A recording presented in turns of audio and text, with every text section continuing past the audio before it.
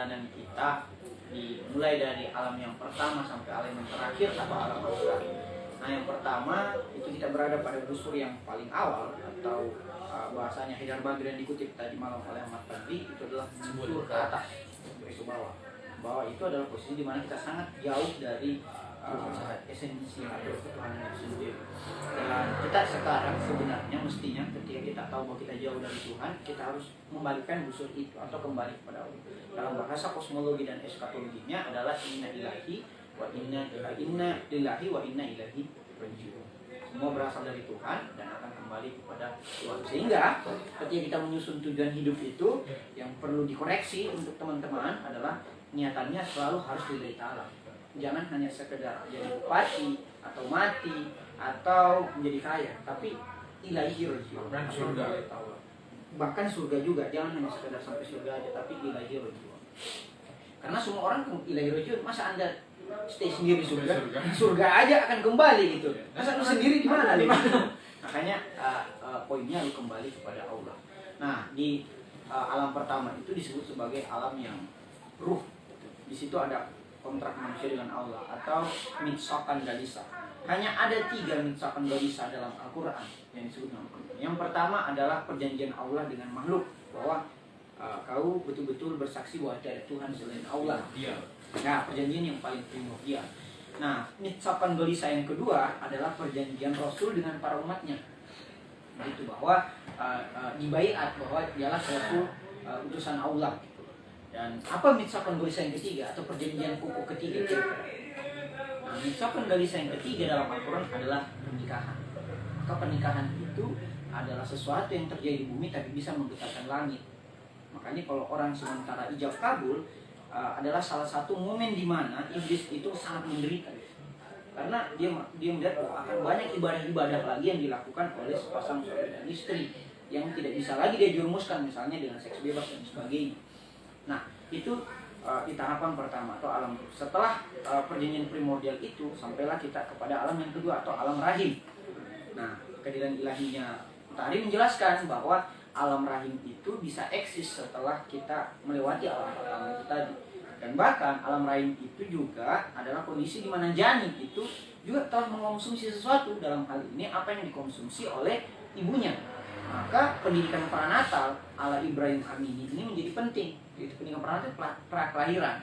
Itu karena seperti kata Rasul, didiklah anakmu 25 tahun sebelum ia lahir. Jadi alam rahim ini juga sebagai alam yang mana padanya kita harus berlaku adil.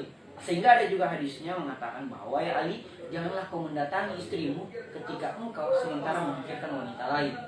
Karena jika ditakdirkan dalam rahimmu itu mengisikan sesuatu, maka dia akan cacat.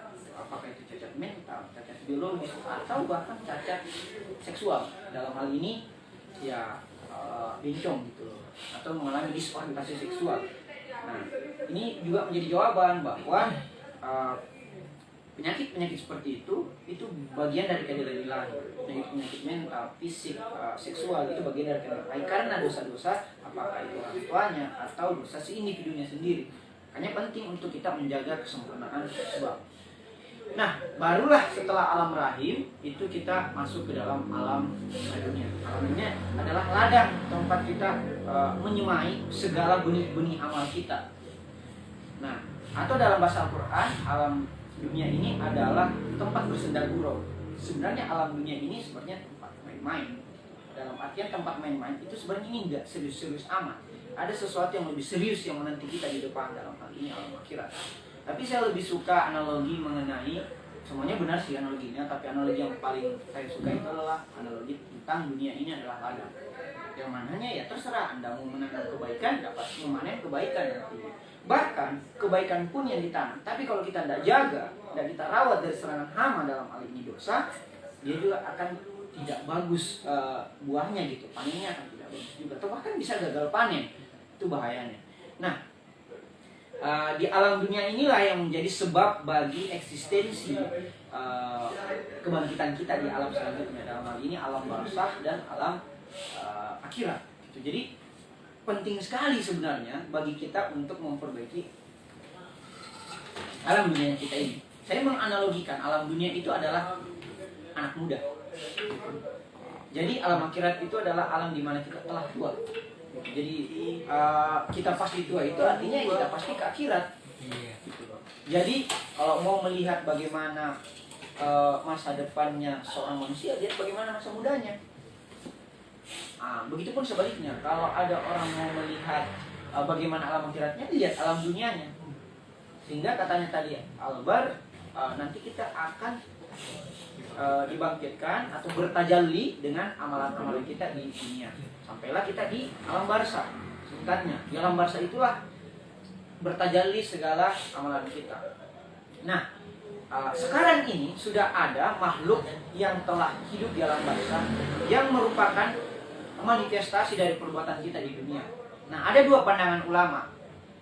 Nah, dua pandangan ulama itu menyatakan bahwa makhluk tersebut adalah makhluk lain, makhluk lain yang menemani kita nanti di alam barzah. Jadi bukan di alam akhirat ya, alam barzah. Makhluk lain tersebut kalau kita berbuat baik ya dia bercahaya, kalau kita berbuat buruk dia menjadi monster. Itu pandangan pertama. Pandangan kedua menyatakan bahwa tidak ada makhluk lain. Karena makhluk itu adalah Anda itu sendiri. Jadi saat kita berbuat di dunia sekarang ini, di saat yang bersamaan alam barzah ini juga sementara bertumbuh makhluk itu. Jadi ketika kita langsung berpindah alam di alam barzah itu langsung kita sudah siap. Jadi kita masuk ke dalam misal atau bentuk dari makhluk tersebut. Jadi kalau kita banyak korupsi, seks bebas, fitnah dan sebagainya, lahirlah misalnya sosok monster atau dalam bahasa Jawa tadi kera atau babi atau batu maybe. Sementara kalau kita berbuat baik, ya ngeri banget. Kalau kita misalnya berbuat baik, ya mungkin akan kita menghidupkan sosok kita di alam barzah itu saat ini juga menjadi sosok yang bercahaya. Nah, pernah ada seorang sufi yang bermimpi ketika dia sebelum jadi sufi dia pemabuk. Akhirnya dia mimpi bahwa dia meninggal dan yang membuat sosoknya itu menjadi monster di alam barzah. Tetapi hari demi hari dia melihat kenapa ada perubahan dalam dirinya menjadi sosok yang bercahaya gitu loh. Minimal tidak seseram awal-awal. Ternyata ada doa-doa dari anaknya yang soleh yang bisa membantu proses penyucian, mempercepat proses penyucian dari si sufi itu. Akhirnya dia bertobat dan memilih jalur sufi ketika dia bangun dari mimpinya. Nah, mimpi itu adalah personifikasi terdekat dari alam barzah. Jadi alam barzah atau alam insaf itu dekat banget dengan mimpi. Makanya beberapa kerabat kita yang telah mendahului kita di alam barzah itu bisa masuk melalui alam mimpi. Kecuali Rasul, itu Rasul hanya bisa dimimpikan oleh orang-orang yang suci. Gitu. Nah, sehingga banyak ulama atau wali yang mendapatkan ilmu melalui alam barzah itu ketika dia tertidur. Nah, barzah sendiri itu secara terminologi artinya dinding pemisah. Jadi orang yang sudah ada di alam barzah tidak mungkin lagi kembali. Misalnya ada yang bilang, "Ih, setannya ini tidak mungkin banget." Itu jin yang menyerupai orang yang baru meninggal itu. Nah, tetapi apakah dia masih hidup? Hidup banget gitu. Makanya dalam Quran yang bicara tentang jihad itu bahwa sesungguhnya orang-orang yang gugur di hadapan Allah itu mendapatkan rezeki dan hidup jalan Allah. Bukan hanya hidup, bahkan mendapat rezeki dalam bahasa itu. Gitu. Jadi bahkan ketika dia mau ditanya mau kembali ke dunia, iya saya mau kembali lagi dan saya mau jihad lagi. Tapi jihad bukan berarti membunuh orang lain secara batil. Nah, di alam barzah itu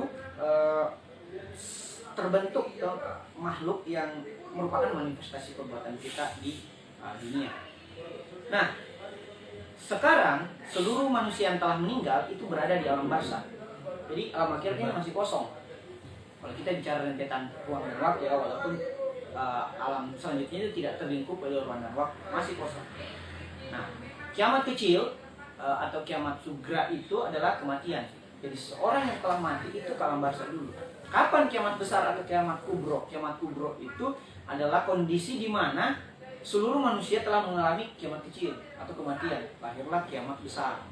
Nah, kiamat besar ini adalah pertanda bagi dibunyikannya trompet pertama. Trompet Israel itu yang trompet pertamanya itu. Itulah yang disebut kiamat. Kiamat artinya adalah kehancuran alam dunia. Tapi kiamat pula menjadi sebab bagi eksisnya alam barzah. Sebagaimana setelah trompet kedua di alam barzah itu menjadi sebab pula bagi akibat eksisnya alam akhirat. Itu setelah semuanya di alam barzah, artinya sudah tidak ada orang di dunia, baru ditiup trompet kedua. Trompet kedua ini yang kemudian disebut sebagai hari kebangkitan atau ma'ad. Nah, kita dibangkitkan semua. Sudah semua dicuci dosa di alam barzah dan pahala jariah. Pahala jariah itu sudah terstop ya di alam barzah. Jadi di alam akhirat sudah tidak ada pahala jariah lagi. Nah, bagaimana logikanya ya? Iya, karena nanti ketika semua orang ada yang di alam barzah, tidak ada yang orang di dunia, untuk apalagi pahala jariah. Itu logikanya kan, di alam akhirat itu sudah tidak mengenal lagi pahala jariah. Itu sedang pengetahuan saya. Nah, setelah trompet sangkakala yang kedua, masuklah kita ke alam akhirat. Nah, atau yaumul akhir. Nah, yaumul akhir ini dilalui pertama kali melalui jembatan atau sirat. Hanya selalu kita berdoa 17 kali dalam rakaat kita setiap hari, sholatul mustaqim. Tunjukkanlah kami jalan yang lurus. Sirat ini katanya kalau buku siksa neraka bilangnya itu ya jembatannya lebih tipis daripada rambut dibelah 7, saking tipisnya gitu. Apakah itu personifikasi atau itu makna yang sangat leksikal? We don't know. Yang jelasnya mungkin buku tersebut ingin menjelaskan kepada kita bahwa sangat susah melalui jembatan Shiratal Mustaqim itu. Nah, untuk mustaqim nggak ada hari ini ya.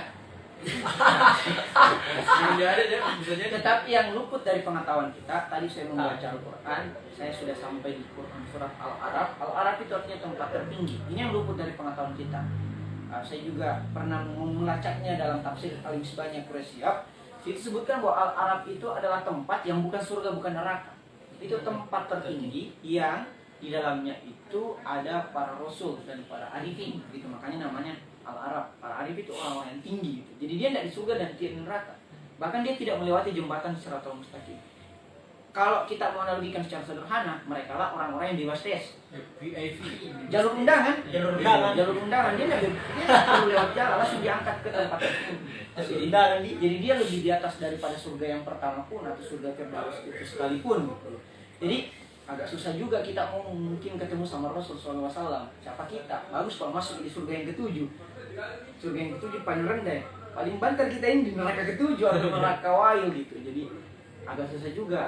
Walaupun kita tentunya pasti berharap akan ketemu Rasul di telaga Al-Kautsar tersebut, yang padanya kita diberikan minuman yang membuat kita tidak akan pernah dahaga selamanya. Amin. Nah, setelah kita lolos di jembatan Shiratal Mustaqim, sampailah kita di padang mahsyar, diberikan kita kitabnya, kitab amal perbuatan kita, dan digantungkan di leher untuk membawa kita apakah kita masuk surga ataupun masuk neraka. Nah, ada dua pandangan ulama yang menyatakan bahwa ketika Allah kebaikannya lebih tinggi atau di yaumul mizan itu atau hari penimbangan itu, hari keadilan itu, kita langsung masuk surga. Begitu. Ada yang bilang juga enggak. Walaupun banyak surga, banyak pahalanya, tapi ada setitik saja dosanya, dia harus dibersihkan dulu di neraka. Bersihkan dulu neraka. Nah, saya setujunya di mana? Saya setujunya mungkin toh dikurangi aja gitu. Jadi misalnya pahalanya 10, dosanya 9, sisa 1. Berarti dia masuk di surga ke-7 maybe. Itu pun juga belum dikaitkan dengan dosanya kepada orang lain. Misalnya sudah 10 di pahalanya, 9 kan menjadi dosanya. Gak ada orang yang disakiti. Ada orang yang sakit hilang semuanya. Gitu ya. Pas mau ngambil dosanya itu diambil pahalanya, diambil 1 toh.